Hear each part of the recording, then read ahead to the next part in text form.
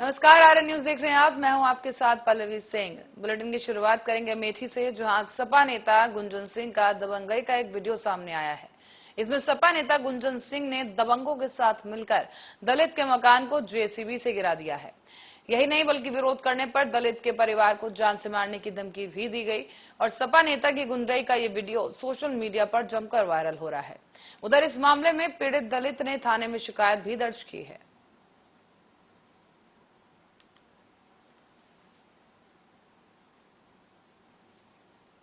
25/4/2022 को जमीन संबंधी कोतवाली अमेठी के सराय रास्ता गांव का है। इस संबंध में दयाराम कोरी आरोप कर रहे हैं कि हमारे जमीन पर गुंजन सिंह और उनके ड्राइवर दीपक सोनी द्वारा कब्जा किया जाता है। इस संबंध में इनके भाई जियाला से बात की गई तो उन्होंने बताया कि हम 4 भाई हैं, जमीन का बंटवारा हो चुका है, हम अपनी जमीन दीपक सोनी को बेचने के बाद दीपक सोनी। खबर फतेहपुर से है, जहां पर कस्बा खजूहा में बीजेपी कार्यकर्ताओं ने जनप्रतिनिधि और कार्यकर्ता सम्मान समारोह कार्यक्रम का आयोजन किया है। इसमें मुख्य अतिथि के तौर पर जिले के सांसद और केंद्र सरकार में मंत्री साध्वी निरंजन ज्योति के साथ साथ विधायक राजेंद्र पटेल, अमौली ब्लॉक प्रमुख सुशीला जी और खजूहा ब्लॉक प्रमुख प्रतिनिधि सुरेंद्र उत्तम की उपस्थिति में कार्यकर्ताओं का सम्मान, भगवान राम के दरबार का छाया चित्र और गेरुआ अंगवस्त्र भेंटकर सभी आए हुए बीजेपी कार्यकर्ताओं का सम्मान किया गया।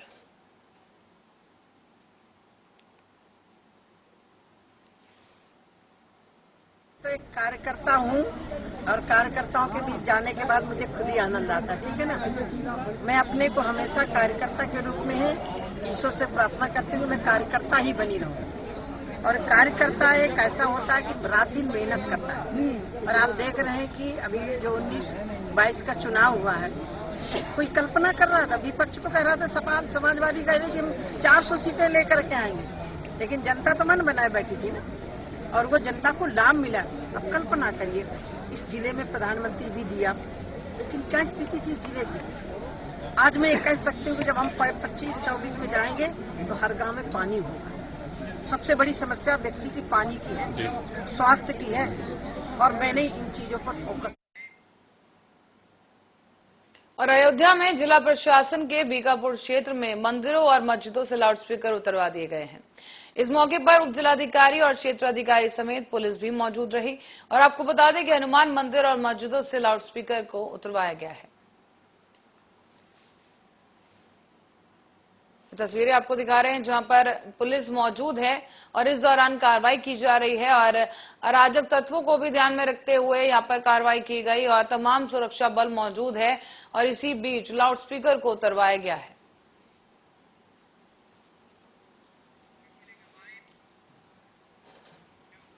तो ये अब खबर अमेठी से सामने आ रही है, जिससे आपको रूबरू करा दें। इस वक्त की बड़ी और अहम खबर यहां अमेठी से सामने आई है, जिसमें आरटीओ ऑफिस के बाबू की एक दबंगई का वीडियो सामने आ गया है। दरअसल फरियादी को अपने 2 साथियों के साथ मिलकर इन बाबू साहब ने पीट डाला है और बाबू के साथ साथ बाहर आए 2 दबंगों ने भी असला तान दिया। गुस्साए फरियादियों ने अपने समर्थकों के साथ इस बात जमकर हंगामा किया है। आरटीओ ऑफिस में लाठी डंडों से लैस होकर यहां हंगामा किया गया, जहां अमेठी में आरटीओ ऑफिस का ये पूरा मामला बताया जा रहा है। दरअसल आपको बता दें, वहां के एक अधिकारी के साथ दबंगों की झड़प हो गई। बताया जा रहा है कि पहले अधिकारी ने अपने कुछ साथियों के साथ मिलकर दबंगई दिखाई और उसके बाद फरियादी ने अपने समर्थकों के साथ वहां पर कार्यालय में पहुंचकर हंगामा शुरू कर दिया। लाठी डंडों से लैस होकर फरियादी वहां पहुंचे और इसके बाद जमकर हंगामा किया गया। अमेठी से आरटीओ का यह मामला है, जहां पर आरटीओ ऑफिस में अपनी फरियाद लेकर पहुंचे थे कुछ फरियादी, लेकिन जब अधिकारी ने उनकी नहीं सुनी और दबंगई दिखाई तो उसके बाद फरियादी वापस लौटे और अपने समर्थकों के साथ वापस वहां पहुंचे और कार्यालय में जमकर लाठी डंडों के साथ ये दबंगई दिखाई गई है।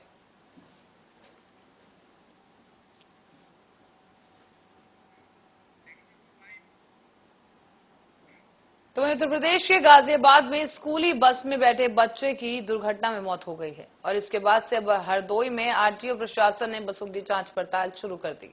आरटीओ संजीव कुमार ने आरआई सुशील कुमार के साथ मिलकर स्कूल के बसों की चेकिंग की है और इस दौरान उन्होंने फिटनेस समेत सभी कागजों को भी देखा। फर्स्ट इनबॉक्स भी चेक किया है और इस दौरान ARTO ने बस चालकों और परिचालकों को भी आवश्यक दिशा निर्देश जारी कर दिए हैं।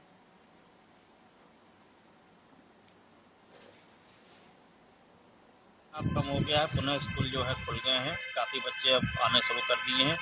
स्कूल वाहनों की एक बार जो हम जुलाई में जांच करते थे, उसको हम अब इस बार स्पेशली अप्रैल में सारे स्कूल वाहन जितने जनपद संचालित हैं सबको एक एक बस का जाकर निरीक्षण किया जा रहा है और साथ में चालक परिचालक को इस बात के सेंसिटाइज किया जा रहा है कि वो किस तरह से बस चलावें, कैसे बच्चों की सुरक्षा सर्वोपरि इसको ध्यान दें, उनकी कोई समस्याएं जो हों वो अगर है तो उसको बताएं, बीमार अवस्था में गाड़ी न चलाएं, अपनी कोई भी टेंशन समस्या इत्यादि को ड्राइविंग के बीच में न लाएं और कंडक्टर खासकर ध्यान दें कि बच्चे जो भी हैं अपना शरीर का।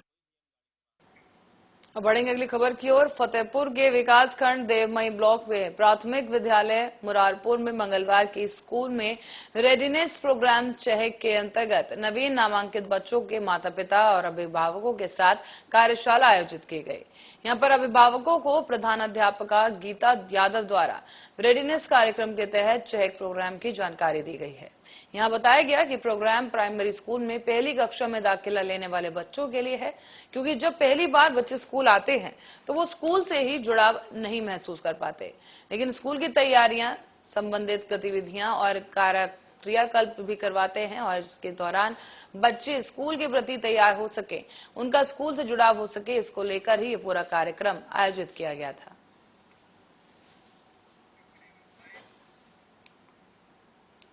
अब पिछले दिनों ही ड्रग माफिया उस्मान के कुनबे ने संपत्ति पुलिस ने जब्त कर ली थी और अब इस मामले में एक बड़ी खबर सामने आ रही है, जहां पर कोर्ट ने ड्रग्स माफिया की संपत्ति के कुर्की के आदेश पर मोहर लगा दी है। तो वहीं आपको ये भी बता दें कि माफिया के साथ पूरे परिवार की संपत्ति को कुर्क कर लिया जाएगा और पुलिस ने भी लगाया ये आरोप कि माफिया की संपत्ति पर कुर्की का बैनर लगा दिया गया है और इसी के साथ ही ये ताबड़तोड़ तैयारी की जा रही है। पुलिस प्रशासन की तरफ से लगातार अपराधियों पर शिकंजा कसा जा रहा है और उनकी संपत्ति को कुर्क किया जा रहा है। ड्रग माफिया उस्मान और उसके परिजनों की चल संपत्ति को जिलाधिकारी बरेली महोदय के आदेश पर 14 गैंगस्टर के तहत उसकी 6 करोड़ से अधिक की चल संपत्ति को फोरफिट किया जा रहा है। फोरफीचर के संदर्भ में पुलिस और राजस्व विभाग संबंधित प्रॉपर्टी पे न केवल बैनर और फ्लेक्सी लगा रहे हैं वरन रायबरेली में शासन के निर्देश पर शहर में संचालित अवैध टैक्सी और बस स्टैंड के खिलाफ अभियान चलाया गया। यहां सीओ और सिटी मजिस्ट्रेट के नेतृत्व में शहर भर के अवैध टैक्सी और बस स्टैंड को खाली करवा दिया गया है। इस दौरान अवैध टैक्सी और बस स्टैंड संचालित करने वाले लोगों को चेतावनी भी दी गई। परिवर्तन दल ने साफ कहा है कि अगर दोबारा सार्वजनिक स्थलों पर बस या टैक्सी स्टैंड संचालित किया गया तो उनके खिलाफ गैंगस्टर की कार्रवाई कर उनकी संपत्ति को जब्त कर लिया जाएगा। ये शासन की मंशा के अनुरूप जो भी अवैध रूप से बस स्टैंड या टैक्सी स्टैंड चलाए जा रहे हैं उनको हटाया जा रहा है और यदि इसके नाम पर कोई भी अवैध वसूली कर रहा है तो उसके विरुद्ध FIR दर्ज कराई जाएगी, साथ ही गुंडा और गैंगस्टर की कार्रवाई कराई जाएगी। और अब खबर रायबरेली से है, जहां पर त्योहारों को लेकर पुलिस प्रशासन पूरी तरह से चौकन्नी हो गई है। पुलिस अधीक्षक के नेतृत्व में पुलिस लाइन से लेकर शहीद स्मारक तक रूट मार्च किया गया और रूट मार्च के दौरान कई संदिग्ध लोगों समेत कई वाहनों की तलाशी भी हुई। रूट मार्च के दौरान ही रास्ते में पड़ने वाले शराब के ठेकों पर भी ये चेकिंग अभियान चलाया गया है।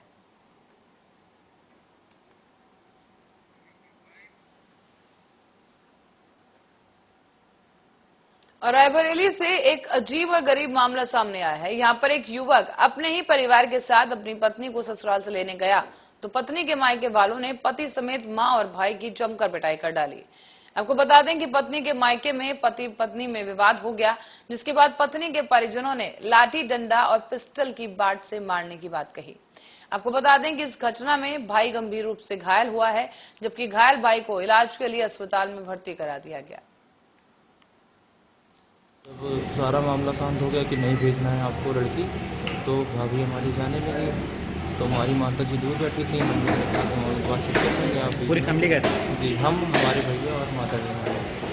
तो जब भाभी जाने लगी अपने घर तो मम्मी बाहर बैठी थी, तो मम्मी से बदतमीजी करना चालू करती, गाली गलौज देना चालू करती। कहा कि आप हमारी माता जी को क्यों कह रहे हैं, कि हम आपकी माता जी को कुछ कह नहीं रहे हैं, तो आप क्यों बोल रहे हो।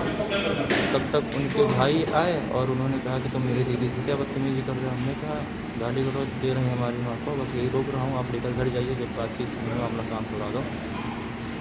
तो धक्का मुक्की करने लगे, उसी में हाथापाई हो गया, लड़ाई झगड़ा, मेरी शर्ट फाड़ दी है, दूसरी शर्ट है मरे खून से पैंट में पड़ा हुआ, तो चोट लगी यहाँ पे, कान पे किसी धारदार चीज़ से काटे हैं, तो वो 6 टाँके कान में, एक यहाँ पे इतना घाव। काहे से हमला काहे से बोला गया। और इस बीच रुक करेंगे एक बड़ी खबर की ओर। फतेहपुर से बड़ी खबर सामने आई है, जहां 18 चौकी प्रभारियों के किए गए ट्रांसफर। चुनाव के बाद तबादलों के लगाए जा रहे थे कयास, और अब पुलिस अधीक्षक ने देर रात को ही ये तबादले कर डाले हैं। इन तबादलों से चौकी प्रभारियों में हड़कंप मच गया है। तो वहीं आपको बता दें कि बड़ी कार्रवाई यहां पर देखने को मिली है। हालांकि कयास ये चुनाव के बाद से ही लगाए जा रहे थे कि अभी तबादले किए जाएंगे, लेकिन कल रात को ही अचानक इस तरह की खबर ये सामने आई है कि देर रात को ही पुलिस अधीक्षक ने ये तबादले कर दिए हैं। और आपको बता दें करीब 18 ट्रांसफर यानी 18 तबादले किए गए हैं, और चौकी प्रभारियों में इस कार्रवाई के बाद से हड़कंप मच गया है।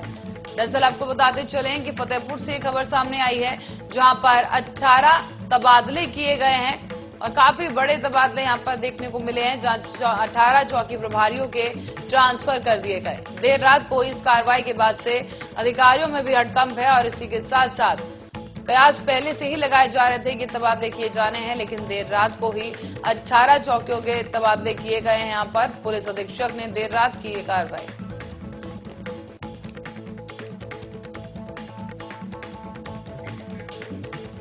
आपको बता दें कि इन तबादलों से अब चौकी प्रभारियों में हड़कंप मच गया है, और आपको बता दें कि एक लिस्ट भी जारी की गई, जिसके दौरान 18 चौकी प्रभारियों के ट्रांसफर कर दिए गए हैं।